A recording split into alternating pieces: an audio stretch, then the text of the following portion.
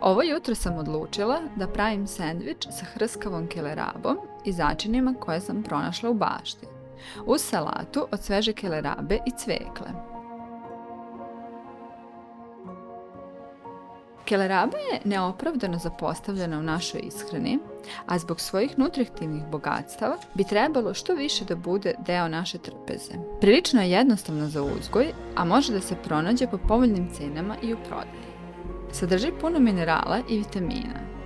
Najznačajnije prednosti su te što sadrži velike količine vitamina C i vrlo je bogata vlaknima i rastvorljivim koji utiču na smanjenje masnoća u krvi i zaštiti srca i krvnih sudova i nerastvorljivim koji postiču bolji rad creva i neguju crevnu mikrofloru.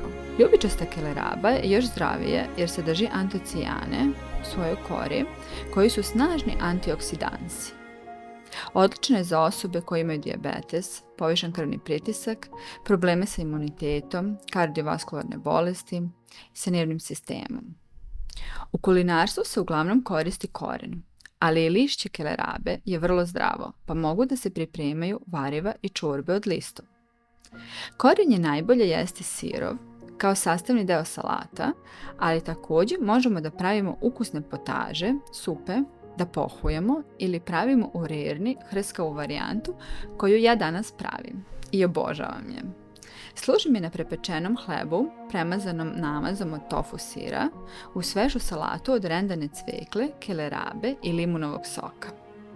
Kada je sezona određene namirnice, volim da je iskoristim maksimalno u to vreme jer je u tom periodu najdelotvornija za naš organizam, pa je konzumiram u raznim oblicima i što češće. Namaz od tofu sira sam pravila tako što sam u secko dodala tofu, tahini, limun i maslinovo ulje i malo soli. Limun mu daje posebnu čar, neku kiselost, tako da se odlično slaže uz hrskavu kelerabu. Kelerabu ovog puta nisam kuvala pre nego što ću da je uvaljam u začine i u brašno, a inače može da se kuva ko je ljubitelj mekše kelerabe. Ja nisam i mnogo mi je lepše ovako. Malo je hrskavija i dominantniji je ukus kelerabe kada se prethodno ne skuva.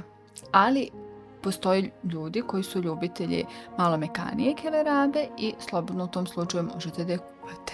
Pekla sam u prethodno zagrejanoj rerni na 180 stepeni, nekih 20 minuta, ali zavisi od tvrdoće kelerabe, može i duže da se peče. To sami procenite.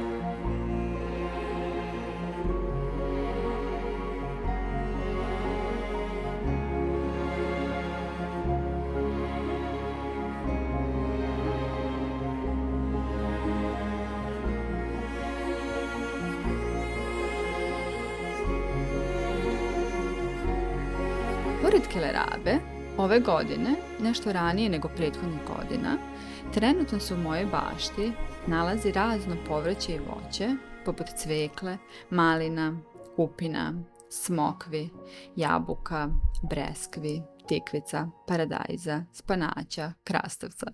Pa mi je to glavno u jelovniku ovih dana, pored dinja i lubenica koje kupujemo jer još uvijek nisu naše rodile. Moram da kažem da baš uživam u ovom periodu svežeg sezonskog voća i povrća, što želim i vama. Prijatno i vidimo se u narednom videu.